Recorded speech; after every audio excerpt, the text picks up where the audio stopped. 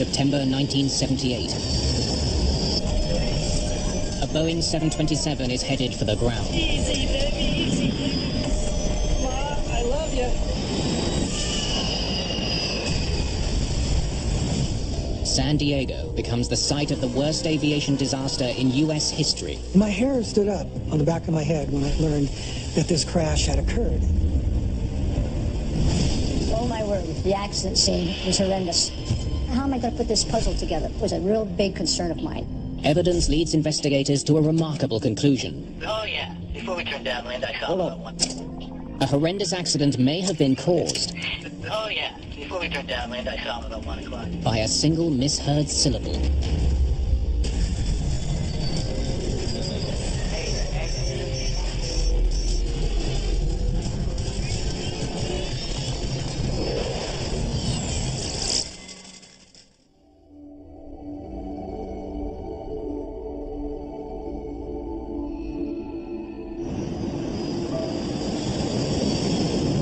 Pacific Southwest Airlines Flight 182 is on an early morning run down the coast of California, from Sacramento to San Diego.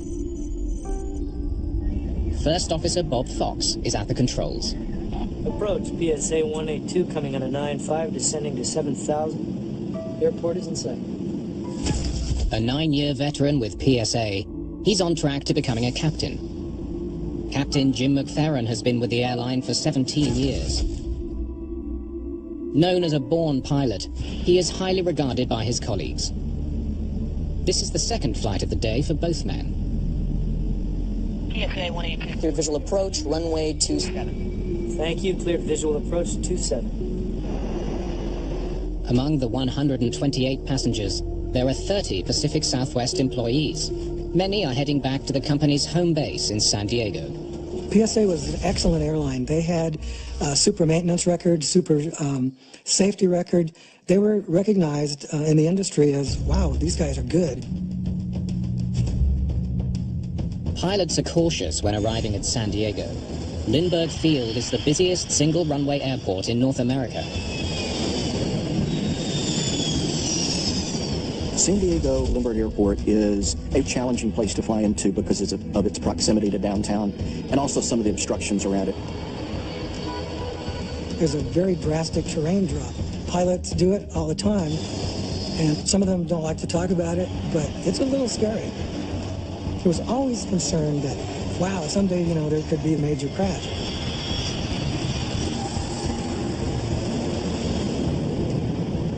Several other airports nearby are abuzz with commercial, military, and private planes.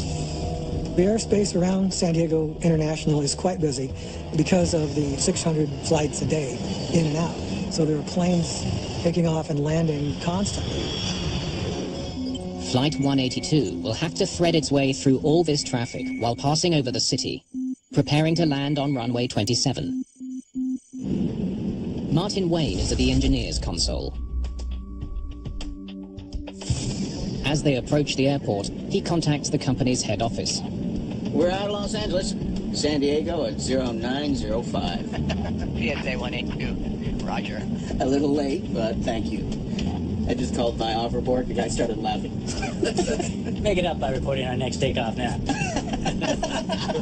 It's very nice. Even though they were fun and laid back, they were still highly professional. The crews were just personable. You felt like they wanted you to be on their airplanes. It was great. Catch our smile was their motto. It was an experience. It was fun.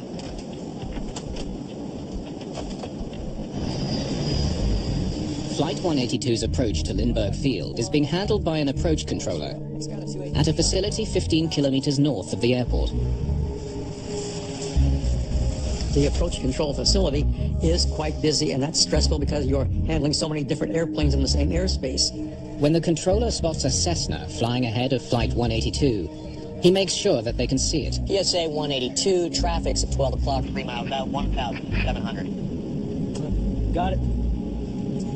Traffic in sight. They were issued traffic. They acknowledged sight of the traffic. Okay, sir. Maintain visual separation. Contact Lindbergh Tower 133.3. Have a nice day. Okay. Visual separation means that the pilot has another aircraft in sight and acknowledges it. Got it. Once the visual approach is accepted by the pilot, he's then responsible for maintaining separation from that traffic. Somewhat like two boats passing, it's the responsibility of the overtaking boat to maintain separation visually. As it approaches the airport, Flight 182 banks left, so that it's flying parallel to the runway, ready to turn and land when given permission. I would characterize this as wonderfully routine. There wasn't anything out of the ordinary with this flight.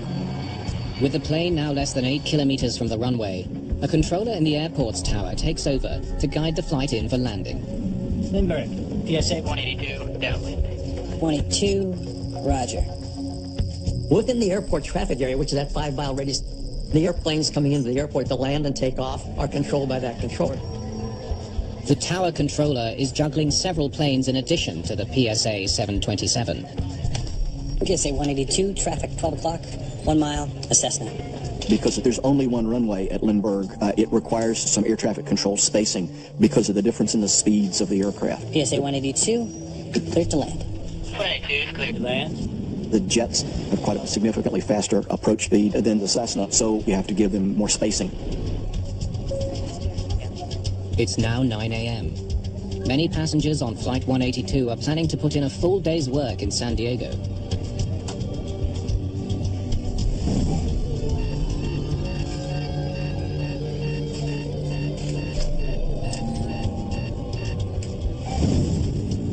Gear down. Minutes from landing, pilot Bob Fox spots a distant plane. There's one underneath. I was looking at that inbound over there.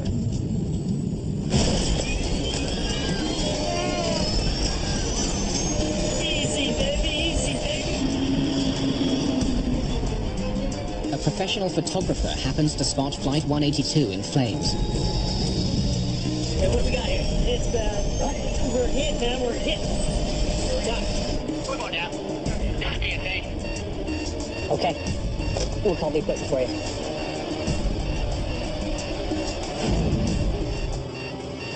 The approach controller's radar reveals that the 727 has collided with the Cessna.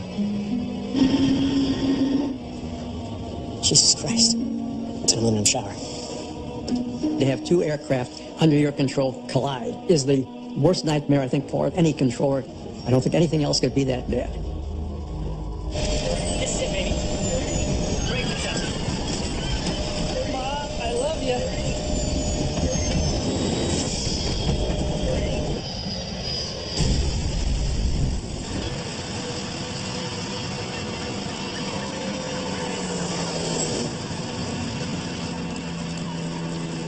All of a sudden, just went right in. Just the burst of flames. It was just incredible.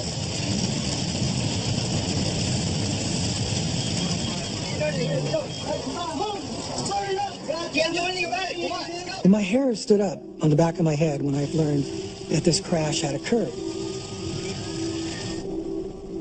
This huge mushroom cloud of smoke and fire was seen by thousands of people.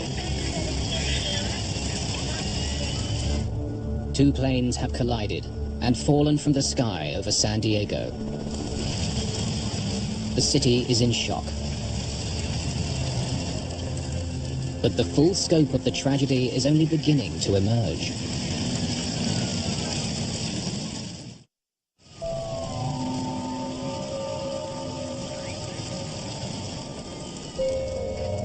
Hundreds of people watched in horror as the two planes collided and crashed into a quiet San Diego residential neighborhood.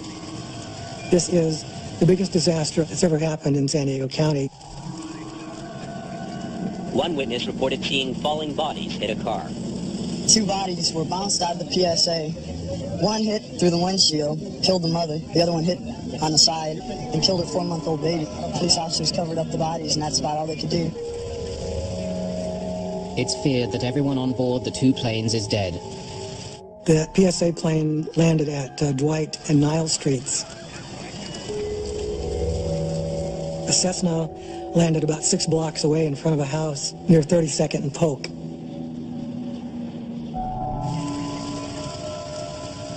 "22 homes are destroyed. 7 residents are killed. 9 more are injured.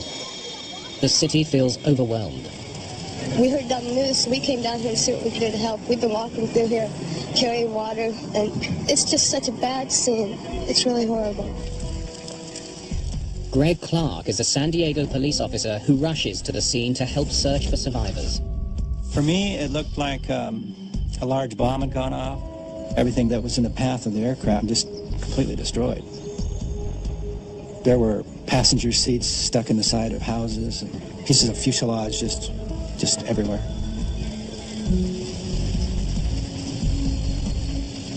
I found nobody that was in one piece. 2 hours after the crash, NTSB investigator Wally Funk arrives from Los Angeles. Since I was the lead investigator for that particular day, I got the call from the FAA duty officer, and he informed me that there had been a mid-air collision in San Diego. Oh my word, the accident scene was horrendous. First, the San Diego Police Department escorted me in and introduced me to the fire marshal, because they had control of the entire wreckage. Any survivors yet?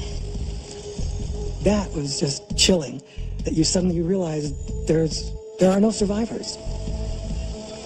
The medical personnel were frustrated because everybody came to the realization that there was nothing that they could do. 144 people are dead, including the 7 on the ground. It's the biggest airline disaster in American history. It was entirely something that I had not expected. There was so many bits and parts and pieces around not only the aircraft, but the homes. I just started by photographing and writing notes. A real big concern of mine was, how am I going to put this puzzle together? Funk needs to confirm that the wreckage of a small plane found 6 blocks away is in fact what collided with the 727. There's no doubt about it. We had paint transfers. We had pieces and parts from the 2 different aircraft. Yes, this was an absolute mid-air collision. There's no doubt about it. But there's a much larger question looming. How could such an accident happen? We had to visualize from a very mangled mess of metal where the 2 came together. I really felt compelled to bring the Cessna wreckage over to the main wreckage. Put that down right there, please. So we could kind of understand really what had happened. Eventually, the wreckage of the 2 planes is sent to a hangar for reconstruction. It's just a big puzzle. You have to try one piece at a time, putting it together. Funk records as many witness interviews as possible, while memories are still fresh. But I find in all my investigations that children up to 17, 18 years old are my best witnesses, because a youngster will give me a really good interpretation of what they saw, not what they thought they heard or what they thought they saw. There were quite a few people that described what they saw it falling out of the sky. Can you tell me exactly what you saw when you looked up? But all the interviews are disappointing. So you didn't see the actual collision? We have nobody that really saw the whole thing happen. We only saw it after the bang. The closest thing to a sighting of the collision is a television crew's footage of the Cessna plummeting to the ground. The NTSB sends additional staff from Washington, including senior investigator Philip Hogue. Done great work here. Let's get right down to it, all right? I know that you've done a heck of a lot of research and you've been mainly concentrating on the larger aircraft. But it was great to see the guys when they finally got there. The technical support was wonderful. We kind of divvy up the duties. So I will tackle the Cessna. Needing to know more about the smaller plane, they review its records for the day. The Cessna belonged to a flight training school. A student pilot was having a lesson. We had a flight instructor sitting on the right side, and we had a student pilot learning to get his instrument rating. Investigators learned that the student pilot approached runway 9 twice, practicing landing using only his instruments. Instrument pilots need more of the practice of approaching the runways as opposed to the landings. Local media jumped to a conclusion. There were a lot of people who thought that the crash had to be the fault of that Cessna because it had a student pilot. There can be a built-in bias in traveling public's mind and the media's mind that airliners should have priority in and out of airports. And this is not the way that it works. It's a first-come, first-served system. However, with a jetliner on an assigned glide path coming into a major airport, People want to know how come that little airplane was up there in the way. Hopefully the black boxes salvaged from the crash site will help answer this question. One was up front, which was the voice recorder, and one was in the aft stairwell, which was the instrument recorder. They were flown back to Washington, D.C., figuring out what was said in the cockpit and what the instrument said. Takes a lot of time. In the meantime, investigators interviewed the first of the two controllers who were guiding the planes. Can you show us the two flight paths? The approach controller remembers the planned routes of the two planes, but he can't be sure what routes they actually flew, because approach radar is not recorded. So the 727 was flying east to do a turnaround and land on runway 27. And the Cessna was flying northeast, but it was miles ahead of the 727, probably headed home after doing touch and goes on runway 9. They should have missed each other by over a mile. Since I had been into Lindbergh several times as a pilot, it occurred to me, were they on the right headings, altitudes? Learning the exact flight paths will require complex calculations that include data from an air traffic station in Los Angeles.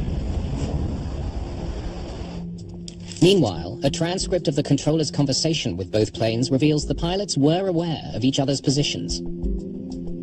So, the PSA crew reported seeing the Cessna when they were still 3 miles apart. The planes would have been somewhere around here and here. Got it. Traffic in sight. The Cessna pilot was also made aware of the 727 behind them. Traffic at 6 o'clock. 2 miles eastbound, a PSA jet inbound to Lindbergh out of 3,200. Have you in sight? Investigators want to know, if the pilots of both planes knew of each other, why did their aircraft collide? New radar equipment installed just 1 month earlier was designed to prevent exactly this type of incident. The collision alert system was instituted to prevent collisions, to alert controllers the fact that there was an imminent collision between two aircraft. Didn't you get any warning? We did. We ignored it. Explain. Well, when the alert sounded, I mentioned it to my supervisor.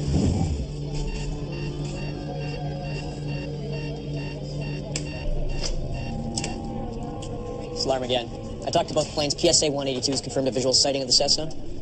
We're not expected to contact the pilots if they're flying by visual rules. Not to mention we get about 13 alarms a day, so... He went to his advisor and told him what he had, but since they'd had so many false ones, they really just kind of disregarded it. The controllers decide not to act on the alert, but they still contact the Cessna and repeat an earlier message. Traffic in your vicinity. PSA jet has you in sight. He's descending for Lindbergh.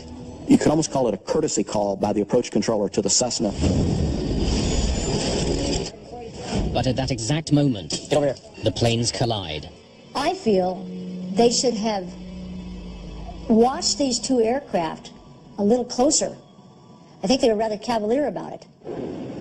Investigators interview the Lindbergh Tower controller, trying to understand why he also failed to warn both planes about their impending collision. They discover that to monitor traffic, he relied on a less sophisticated form of radar. The tower controller did not have the collision alert system at the time. When the controller saw the planes within 1.5 kilometers of each other, he made contact, warning the 727. PSA 182. Traffic, 12 o'clock, 1 mile. I think he's passing off to our right. Yeah. If the pilot says he's passing off to our right, this implies that he's still maintaining visual separation. It's his responsibility, and you would not worry about it. After talking to both controllers, investigators still have no answer to the key question in the mid-air collision. Who crashed into whom? Now, let's have the next acetate, please, and see where that takes us. When they finally calculate the two planes' actual radar tracks, the answer becomes clear. This is where the 727 has rear-ended the Cessna. The Cessna never passed off to the right. He was always in front of PSA. The 91-ton aircraft, flying at almost 300 kilometers per hour, simply tore apart the much slower and lighter Cessna. We have plotted down here, this is the third position. The radar track reveals another important detail. Just before the impact, the Cessna turned right into the 727's path. Why the change in heading? The trajectories of the two airplanes are such that had the Cessna not drifted, the airplanes would not have collided.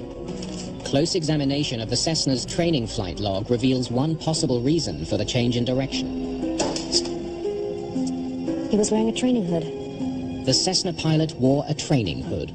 It's a device worn during instrument flight training. A pilot undergoing training for an instrument rating must learn to fly with exclusive reference to the instruments. So on good weather days, there has to be some means to block the natural horizon, the outside. And it was a black hood that came out about this far from his face so that he couldn't see outside. Funk wonders if the hood could have caused him to go off course at the worst possible time. The Cessna was told to stay on a 70-degree heading. 711 Golf, San Diego departure flight heading 070. Pilots are taught to scan their instruments to maintain their heading. On occasion, you'll see headings that will drift because the learning pilot doesn't have the heading in that scan fast enough. But even if the hood did play a role in causing the Cessna to drift, But it does not explain why the PSA crew couldn't see the Cessna. Got it. Traffic in sight. how did the veteran crew of a 727 lose sight of a plane flying directly in front of it?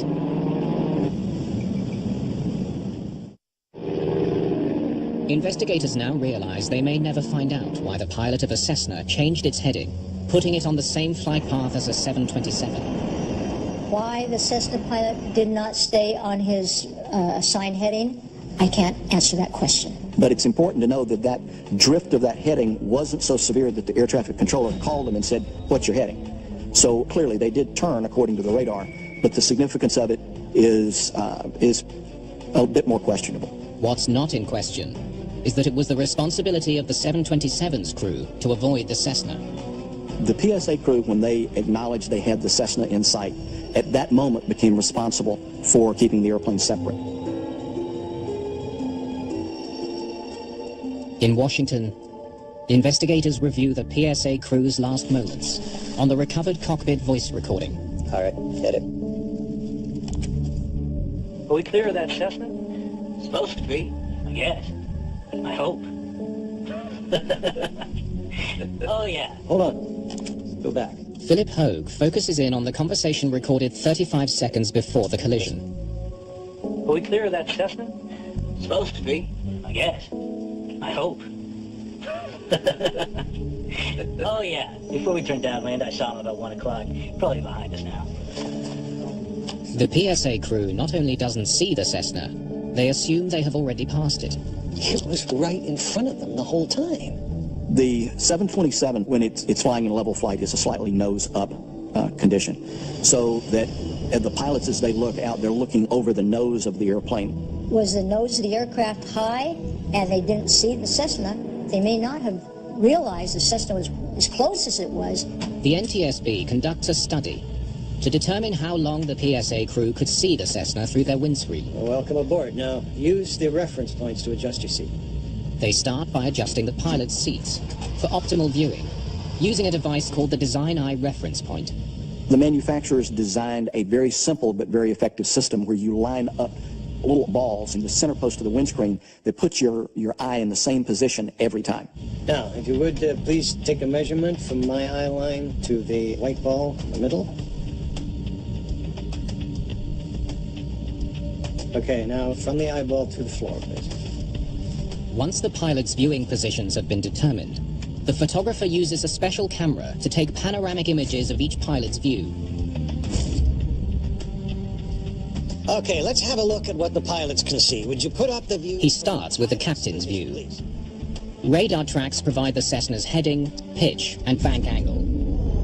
They plot this data on top of the photographs in 10-second intervals. Let's see what the co-pilot can see, please. What they find is surprising. A longer than expected time period in which the PSA crew could see the Cessna. 170 seconds of clear view. The pilots could have seen the Cessna in plain view. How can you miss a plane that is staring you in the face? Yeah, it's something falling. She didn't say what, but okay. All right, I'll take that, Sue Pritchard. Investigators wonder if witness reports can shed some light on the mystery. They discover that there may have been something in the air that misled the pilots. We had collected 220 witness reports, but 16 of those witness reports revealed that they thought they saw other aircraft in the area.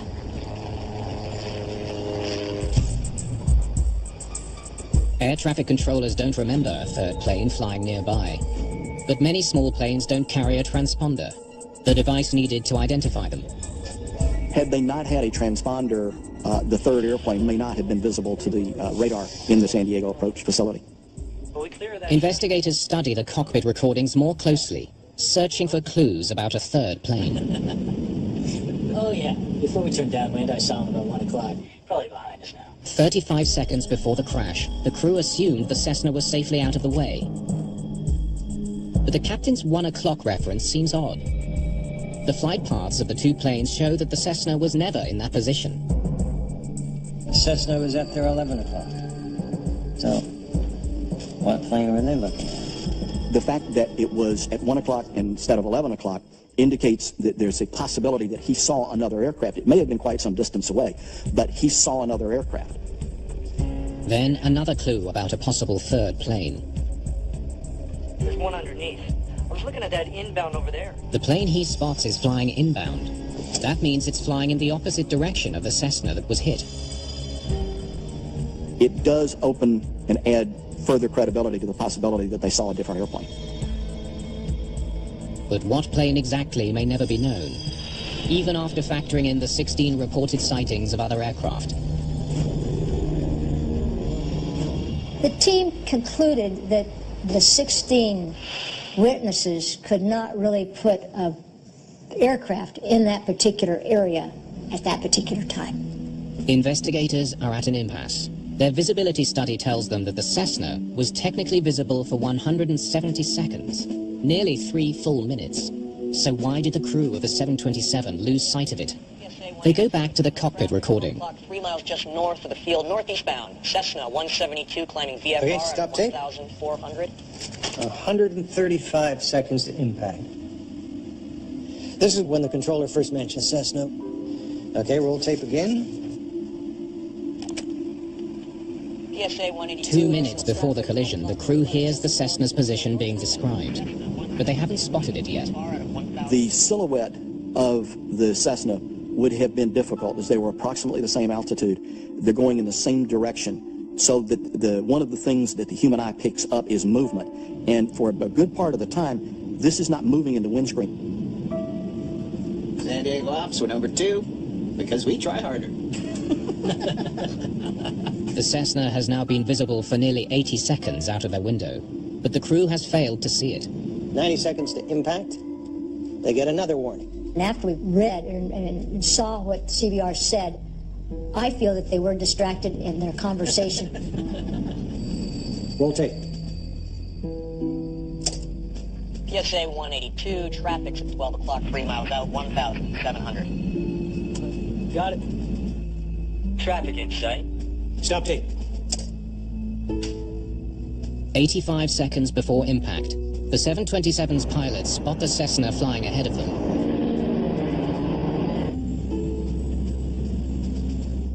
The crew is then instructed to use visual flight rules and contact the Lindbergh Tower. Okay, sir. Maintain visual separation, contact Lindbergh Tower 133.3. Have a nice day. Okay. They saw it 1 second, and then they didn't see it another second. Or was the conversation such that they looked away and missed it? The crew must now keep the Cessna in view while performing other tasks. The captain contacts the tower controller and prepares for landing. Lindbergh, PSA 182, downwind. The wings need to be configured with the proper slats and flap settings. The landing gear must be lowered. Systems have to be adjusted. All of these things are going on, so it's a busy place for 3 people in a 727. At this critical moment, no one is keeping an eye on the Cessna. PSA 182, traffic 12 o'clock, 1 mile. Is that the one we're looking at? Yeah, but I don't see him now. The Cessna should be right here in front of them. The Cessna was visible just at about the windshield level of PSA. And it's really incredible. Somehow they lost sight of it. Okay. Can you show me how you normally adjust your seat, please? But when investigators learn more about how PSA pilots adjust their seats, they begin to understand how the crew may have lost sight of the Cessna. That's it? You don't use your reference points? It's not a requirement to utilize the manufacturer's designed iReference position. Investigators discover that many pilots adjust their seats to their own personal settings. Pilots come in all sizes and shapes. They learn quickly to adjust the seats to the position that's comfortable. Some pilots want to sit lower so they can see their instruments better. From this new seat position, the Cessna's location on the windshield is recalculated. The results show an important difference between the two seat settings. With the new setting, the crew would have had the Cessna in view for only 5 to 10 seconds, not a few minutes. 5 seconds. That's all. The position of the Cessna was down below the nose or the reference that the pilots could see.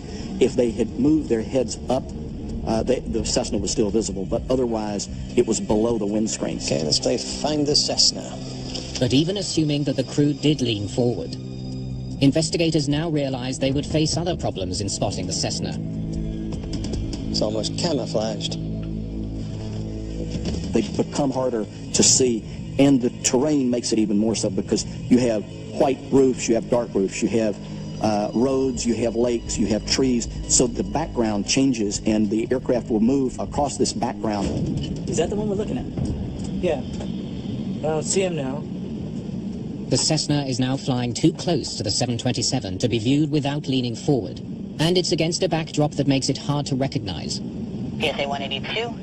Clear to land. 22, clear to land. A collision is now imminent, and the 6 men involved in preventing it are oblivious. The Cessna pilot can't see out of his window. His trainer has failed to notice the plane is off course. The 727's crew have the Cessna in a blind spot, but both controllers assume the crew can see the Cessna and will avoid it. There's only one thing that can stop this accident from happening, and 144 lives depend on it. The PSA captain should have made the suggestion to the tower, I don't see him anymore.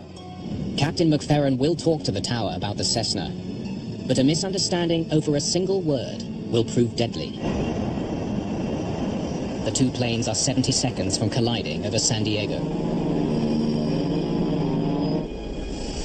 PSA 182. Track, 12 o'clock, 1 mile. Flaps, 5. Is that the one we're looking for? Yeah, but I don't see him now. The fate of Flight 182 now depends on the captain clearly communicating this to the tower. Okay, we had him there a minute ago. But the captain is not clear. 22, roger. And the controller assumes the Cessna is still in sight.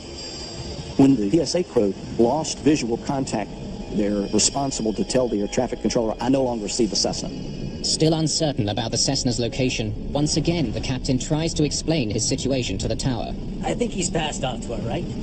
The comment that the captain makes indicates that they're not sure, that they don't have him in sight at that moment. The controller could force the PSA flight or the Cessna to change course, but he does nothing.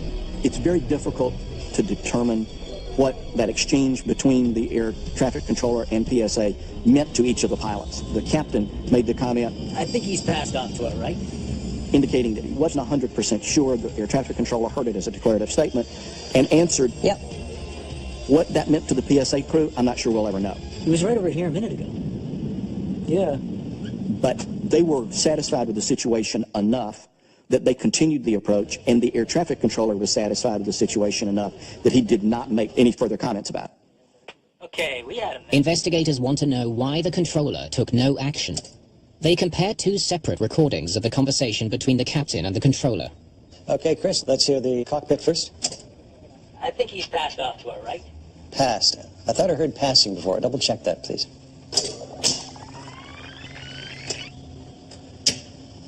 I think he's passed off to our right. You're still saying pass. Let's compare it with the tower, because I think I heard passing. They make a startling discovery. He's passing off to our right. Passing. I was right. It does sound like passing. Due to radio static, the controller heard the word passing, not passed. The difference may have sealed the fate of Flight 182. Passing? Big difference. The recordings reveal that while the pilot of PSA 182 said one thing, the Lindbergh Tower controller heard something else. I think he's passing off to our right. Yeah. Now investigators understand why the controller took no action. If he had heard the words, "He's passed off to our right," he would have seen from his radar that the pilot was mistaken and that the 727 had not actually passed the Cessna. The air traffic controller heard it as he's passing off to our right. That indicated that they still had visual contact with him. You would believe that the pilot was being able to maintain the separation, was his responsibility, and you would not worry about it. In the spring of 1979, investigators finally conclude who is at fault. The determination of the board's report is very clear that the crew obviously did not see the aircraft Cessna in time to divert it away from a catastrophic accident. The PSA crew, when they lost visual contact, is responsible to tell the air traffic controller, "I no longer see the Cessna," and that they did not do. The Cessna pilot is also mentioned as a factor for changing course without notifying the tower. Both controllers are criticized for not following protocol and giving the 727's crew the specific heading of the Cessna.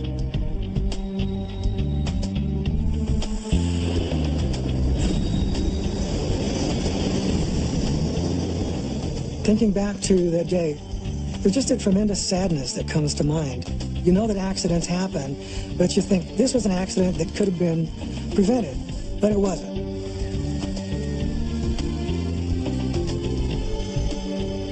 Recommendations in the report focus on improving the air traffic control system at Lindbergh Field.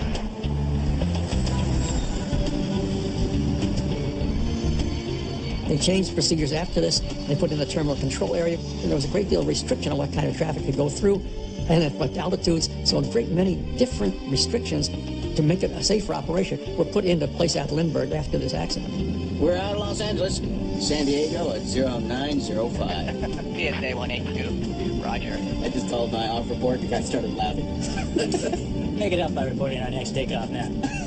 There's another legacy of PSA 182. New rules governing all conversations in the cockpit when flying below 10,000 feet. Today's regulation requires that you concentrate your conversation exclusively on the operation of the airplane. At the time of the PSA 182 accident, that regulation was not in effect. PSA 182 also helped push the FAA in the search for new technology. 3 years after the accident in 1981, a safety device called TCAS, or Traffic Collision Avoidance System, was put into development. Now installed in all passenger aircraft, the system warns pilots when another plane comes too close. TCAS was a God bless. We now can put it on our transponders and we can see or hear or what's going on or be told what's going on with aircraft around us. We have come in big leaps to make aviation safer for people to fly and feel comfortable that their airplane is going to get where they want to go.